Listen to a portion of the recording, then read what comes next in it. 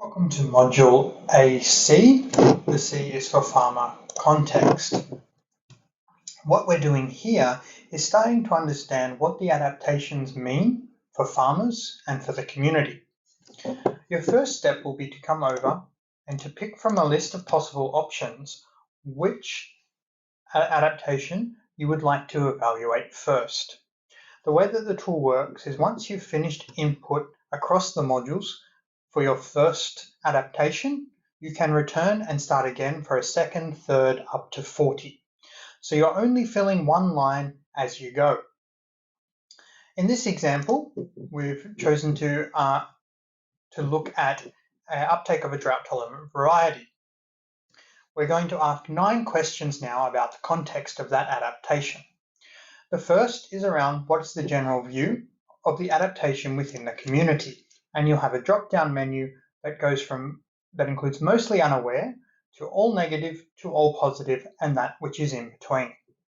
The second question relates to how easy would most farmers find the process of adopting an adaptation.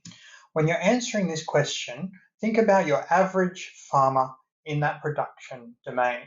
Do you think that they would say, if you asked them, it was easy, somewhat difficult, or very difficult to do that adaptation option right now?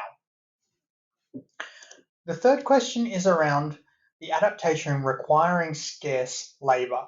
So is this adaptation something that will require them to use additional labor that they won't be able to access right now? The fourth question is around the need for new skills. So we know when a new technology comes in, if it needs new skills, it's likely to be harder and slower for adoption to occur. So this is again a yes, no. The next question is around the time frame to benefit. So if a farmer was to adopt now or at the very start of that season, whenever that adoption point is, how long would it take for them to get a benefit? So for instance, if you look at mechanical transplanting of rice compared to hand transplanting, because it's cheaper, your benefit is within days. But something like integrated soil fertility management, maybe that takes 2 to 5 years to actually start to create a benefit within the system. So think about at that point of adoption, from then, how long does it take for farmer to start receiving some benefit? The next question relates to if an adaptation requires a once-off initial investment. So it's really important here that we're not talking about a cost that occurs every season, every year, or regularly, but it's that startup initial, non-ongoing, upfront cost in the first year. So think about things like, does this adaptation require buying a tractor, which is really expensive, or buying an irrigation pump, or buying a silo, or setting up some infrastructure, or doing a lot of labor to get bunding around a field? You do it once and it's really expensive at the start, but there's no ongoing cost then for that. So a lot of things won't. So for instance, a new seed variety doesn't have an upfront cost. It's got an ongoing cost each time you use it, but you don't have to buy any big machinery or infrastructure or anything to do it. Likewise, you have to think about your context. So for something like mechanical planting, in most cases, that's going to be provided by a service provider. The farmer themselves doesn't buy a tractor. So in that case, it does not require an upfront cost unless you're expecting that farmers will need to buy a tractor in order to use the adaptation. Related to that, if you say no, then you're not asked this question. But if you say yes, there is an upfront cost, it's going to ask you for the cost that is there in that upfront cost. Now, just remember that this can actually be positive or negative.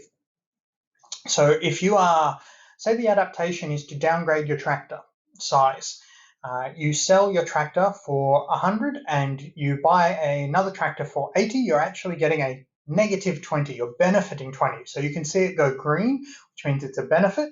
If it's red, it means it's costing you more. The final 2 questions relate to community context, and that's what's the current rate of adoption and what's the maximum rate of adoption that can be expected.